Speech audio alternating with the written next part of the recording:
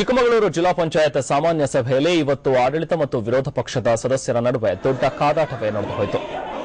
ಮಹಿಳಾ ಮಣಿಗಳ ಜಗಳ ಕೈ ಮಿಲಾಯಿಸುವ ಹಂತಕ್ಕೂ ಕೂಡ ತಲುಪಿತ್ತು. ಜನಪ್ರತಿನಿಧಿಗಳು ಪರಸ್ಪರ ಅವಾಚ್ಯ ಶಬ್ದಗಳಿಂದ ಬೈದಾಡಿಕೊಂಡರು. ಈ ಎಲ್ಲಾ ಘಟನೆಗೂ ಶಾಸಕ ಸಿಟಿ ರವಿ ಮೂಕ ಸಾಕ್ಷಿಯಾದರು. ಬೆಳಗ್ಗೆ ಆರಂಭವಾದ ಜಿಲ್ಲಾ ಪಂಚಾಯತ್ ಸಾಮಾನ್ಯ ಸಭೆಯಲ್ಲಿ ವಿರೋಧ ಪಕ್ಷದ ಕಾಂಗ್ರೆಸ್ ಸದಸ್ಯೆ ಸವಿತಾ ರಮೇಶ್ ಜಿಲ್ಲೆಯ ಬಯಲು ಸೀಮೆ ಪ್ರದೇಶವಾದ ಕಡೂರು, ತರೀಕೆರೆ ತಾಲೂಕಿನಲ್ಲಿ ಮಳೆ ಇಲ್ಲದೆ ಬರ ಪರಿಸ್ಥಿತಿ ನಿರ್ಮಾಣವಾಗಿದೆ. ಈ ಕುರಿತು ಸಭೆಯಲ್ಲಿ ಚರ್ಚೆ ನಡೆಸಲು ಅವಕಾಶ ಕಲ್ಪಿಸಬೇಕು ಅಂತ ಹೇಳಿ ಆಗ್ರಹಿಸಿದರು. ಇದಕ್ಕೆ ಬಿಜೆಪಿ ಸದಸ್ಯರು ತಗಾದೆ ತೆಗೆದರು. ಈ ವೇಳೆ ಸದಸ್ಯರ ನಡುವೆ ಮಾತಿನ ಚಕಮಕಿ ನಡೆಯಿತು. ಕಾಂಗ್ರೆಸ್ ಸದಸ್ಯೆ ಸವಿತಾ ರಮೇಶ್ ವಿರುದ್ಧ ಬಿಜೆಪಿ ಸದಸ್ಯರು ಮುಗಿಬಿದ್ರು. ಸಾಮಾನ್ಯ ಸಭೆ ರಣಾಂಗಣವಾಗಿ ಮಾರ್ಪಾಡಾಗಿತ್ತು. ಶಾಸಕ ಸಿಟಿ ರವಿ ಮಧ್ಯಪ್ರವೇಶಿಸಿದ್ರು, ಪ್ರಯೋಜನವಾಗಲಿಲ್ಲ. ಅಂತಿಮವಾಗಿ ಕಾಂಗ್ರೆಸ್ ಸದಸ್ಯರು ಸಭೆಯಿಂದ ಹೊರನಡೆದರು.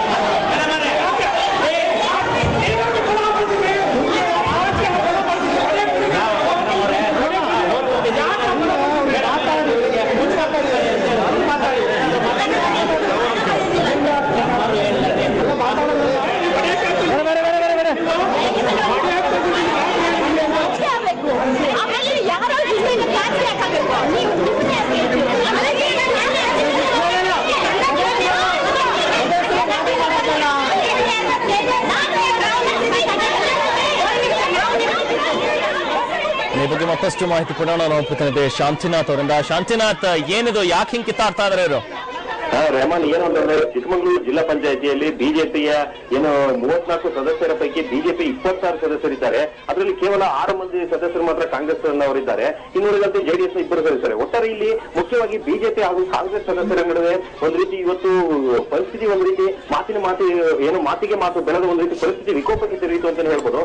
ಪ್ರಾರಂಭದಲ್ಲಿ ಕಾಂಗ್ರೆಸ್ನ ಜಿಲ್ಲಾ ಪಂಚಾಯತ್ ಸದಸ್ಯರಾದ ಸವಿತಾ ರಮೇಶ್ ಅವರು ಚಿಕ್ಕಮಗಳೂರು ಜಿಲ್ಲೆಯಲ್ಲಿರುವಂತಹ ಕಡೂರು ಹಾಗೂ ತರೀಕೆರೆ ಭಾಗದಲ್ಲಿ ಬರ ಪರಿಸ್ಥಿತಿ ಕುರಿತು ಮುಖ್ಯವಾಗಿ ನಾವು ಚರ್ಚೆಗೆ ತೆಗೆದುಕೊಳ್ಳೋಣ ಅಂತ ಆಗ ಬಿಜೆಪಿಯ ಸದಸ್ಯರಾದಿಯಾಗಿ ಅಲ್ಲದೆ ಶಾಸಕರಾದಿಯಾಗಿ ಒಟ್ಟಾರೆ ಇದು ಮುಖ್ಯವಾದ ಪ್ರಶ್ನೆ ಅಲ್ಲ, ಮುಖ್ಯವಾದ ಒಂದು ವಿಷಯವಲ್ಲ ಎಂದು ವಿಷಯಾಂತರಗೊಳಿಸಲು ಯತ್ನಿಸಿದರು. ಇದರಿಂದ ಒಂದು ರೀತಿ ಸಿಟ್ಟಿಗೆದ್ದಂತ ಕಾಂಗ್ರೆಸ್ನ ಸದಸ್ಯರು ಪಟ್ಟು ಹಿಡಿದು ಈ ವಿಷಯವನ್ನು ಮುಖ್ಯವಾಗಿ ಚರ್ಚೆಗೆ ತೆಗೆದುಕೊಳ್ಳಬೇಕು ಅಂತ ಹೇಳಿದ್ರು.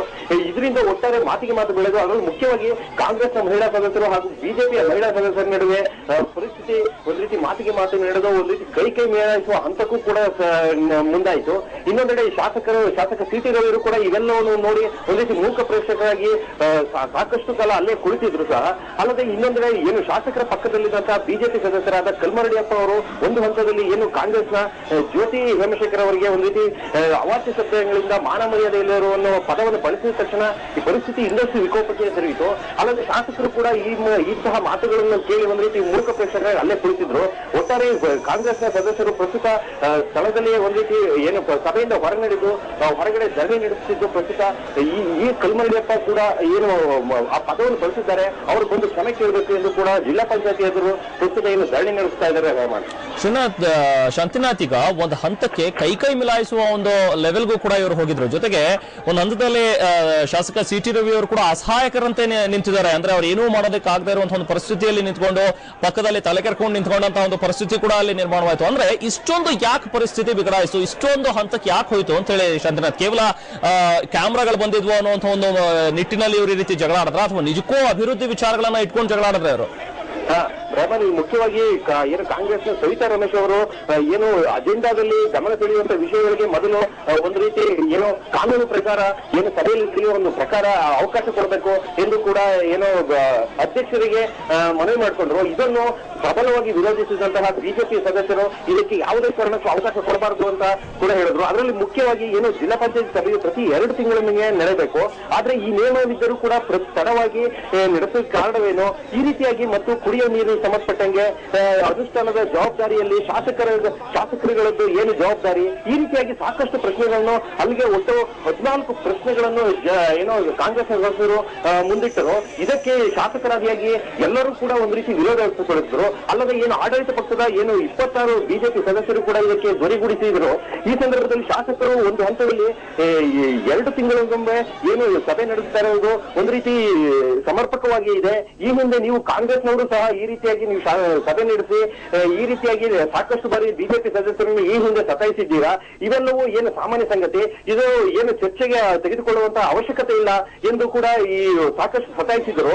ಅಲ್ಲದೆ ಇದು ನಮ್ಮದು ಕೇವಲ ವೈಯಕ್ತಿಕ ವಿಚಾರವಲ್ಲ ಎಂದು ಕೂಡ ಕಾಂಗ್ರೆಸ್ನ ಸದಸ್ಯರು ಬಾರಿ ಬಾರಿ ಹೇಳಿದ್ರು ಕೂಡ ಬಿಜೆಪಿ ಸದಸ್ಯರಾದಿಯಾಗಿ ಅಧ್ಯಕ್ಷರು ಕೂಡ ಇದಕ್ಕೆ ಏನು ಸದಸ್ಯರಿಗೆ ಮನ್ನಣೆ ಕೊಡಲಿಲ್ಲ. ಹೀಗಾಗಿ ಪರಿಸ್ಥಿತಿ ವಿಕೋಪಕ್ಕೆ ತಿರುಗಿತು ಅಂತಾನೆ ಹೇಳ್ಬೋದು ರೇಮನ್. ಧನ್ಯವಾದ ಶಾಂತಿನಾಥ್.